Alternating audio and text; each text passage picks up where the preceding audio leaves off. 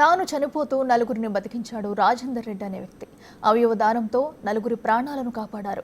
రాజేందర్ రెడ్డి చివరి కోరిక ప్రకారం ఆయన అవయవాలను దానం చేశారు కుటుంబ సభ్యులు.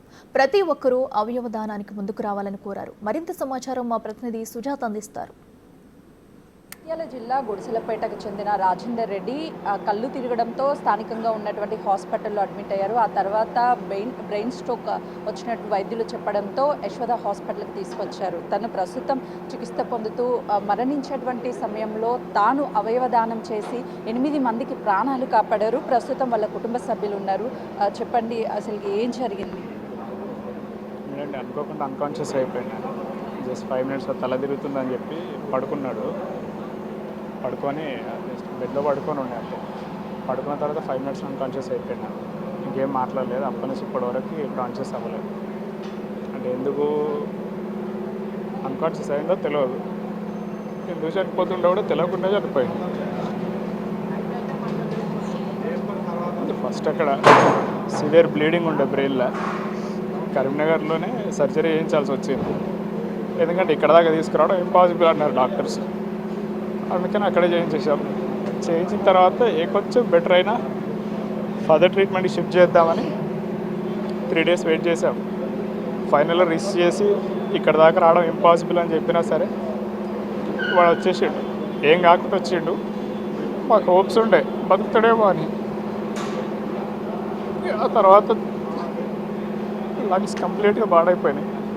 అది ట్రీట్ అయ్యేలోపు బ్రెయిన్ పాడైపోయింది. బ్రెయిన్ కంప్లీట్ డెడ్ అయిపోయింది. అంటే అవయవదానం చేయాలి అని ఎవరైనా చెప్పారా, లేకపోతే తన కోరిక? ఇనిషియల్గా తన కోరికే.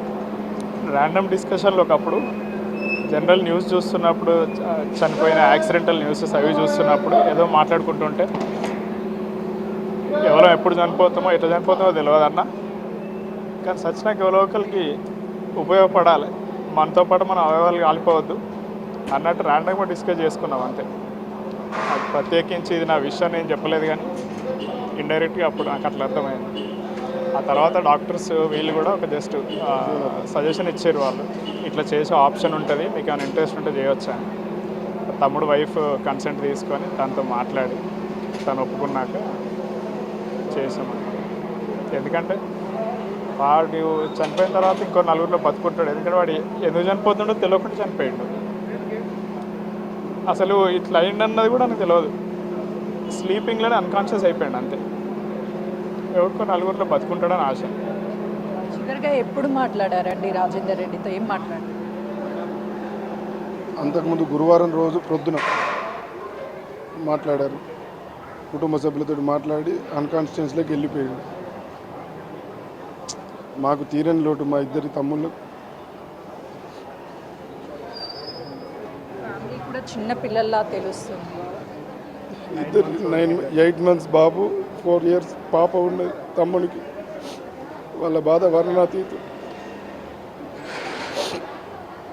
సార్, రాజేందర్ రెడ్డి చనిపోతూ 8 మందికి ప్రాణాలు పోశారు. ప్రతి ఒక్కరూ కూడా అవయవదానం చేయడానికి రాజేందర్ రెడ్డి గతంలోనూ మనం చనిపోయేటప్పుడు మన అవయవాలు బూడిదవ్వద్దు, లేకపోతే మట్టిలోకి వెళ్ళిపోవద్దు, అవయవదానం చేయాలి అని చెప్పారు. ఈరోజు రాజేందర్ రెడ్డి లేకపోయినా సరే 8 మందికి ప్రాణాలు పోశారు. అవును, వాళ్ళ భార్య కానీ తల్లిదండ్రులు, వాళ్ళ మదరు, వాళ్ళ బ్రదర్స్ ఇద్దరు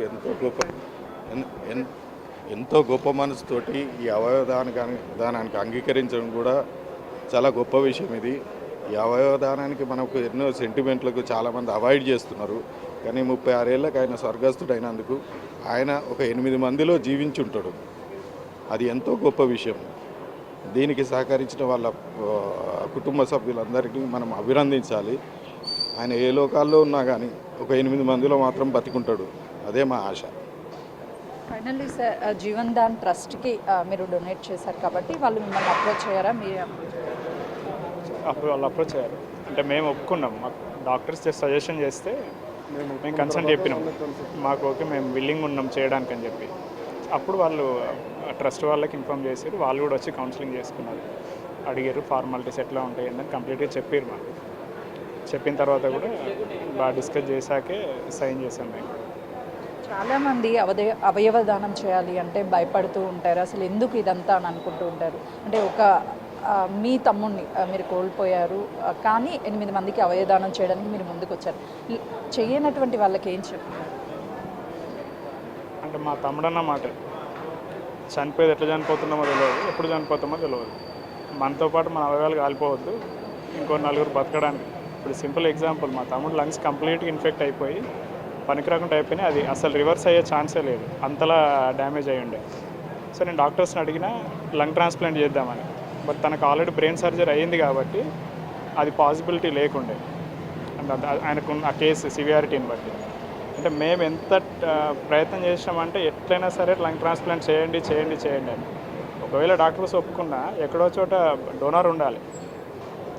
డోనార్ ఉండుంటే వాళ్ళు యాక్సెప్ట్ చేస్తుంటే మేబీ మేము బతికించుకునే వాళ్ళేమో. అట్లనే ఇంకెవరికన్నా అదే కేసులో అట్లా మనసులో లాంటి సిచ్యువేషన్లో ఇంకెవరో బాధపడుతూ ఉంటారు. సో ఈ మా తమ్ముడు ఆర్గాన్స్ అక్కడికి వెళ్ళి బతికుంటాయి అంతే. మా తమ్ముడు వాళ్ళలో బతుకుంటాడు అన్నమాట. అదొకటే రీజన్. ఎవరైనా అట్లనే ఆలోచించాలనుకుంటారు.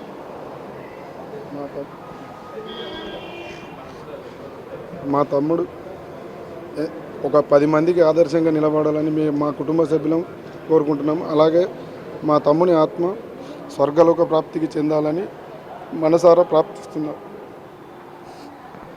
రాజేందర్ రెడ్డి మృతి చెందుతాడు అని అసలుకి అనుకోలేదు. తనకి బ్రెయిన్ స్ట్రోక్ వచ్చింది, ఆ తర్వాత బ్రెయిన్ డెడ్ వచ్చింది, తర్వాత తను ఆపరేషన్ చేశారు, ప్రాణాలతో బయటకు వస్తాడు అనుకున్నాము. కానీ ప్రాణాలను విడిచినప్పటికీ 8 మందికి ఆర్గాన్స్ ఇస్తూ ప్రాణాలని కాపాడాడు. ప్రతి ఒక్కరు కూడా ముందుకు రావాలి అని కుటుంబ సభ్యులు చెప్తున్నారు. ఇప్పటికే ప్రభుత్వము అవేర్నెస్ కల్పిస్తుంది. జీవన్దాన్ ట్రస్ట్ కూడా ముందుకు వచ్చి ఆర్గాన్స్ డొనేట్ చేయండి, ఎంతోమంది ప్రాణాలను కాపాడండి అని చెప్పేసి అవేర్నెస్ కల్పిస్తుంది. ప్రతి ఒక్కరూ కూడా ఆర్గాన్స్ని డొనేట్ చేయాలి అని చెప్పేసి వీళ్ళు కోరుతున్నారు. కెమెరామెన్ శ్రీకాంత్తో సుజాత, యశోద హాస్పిటల్.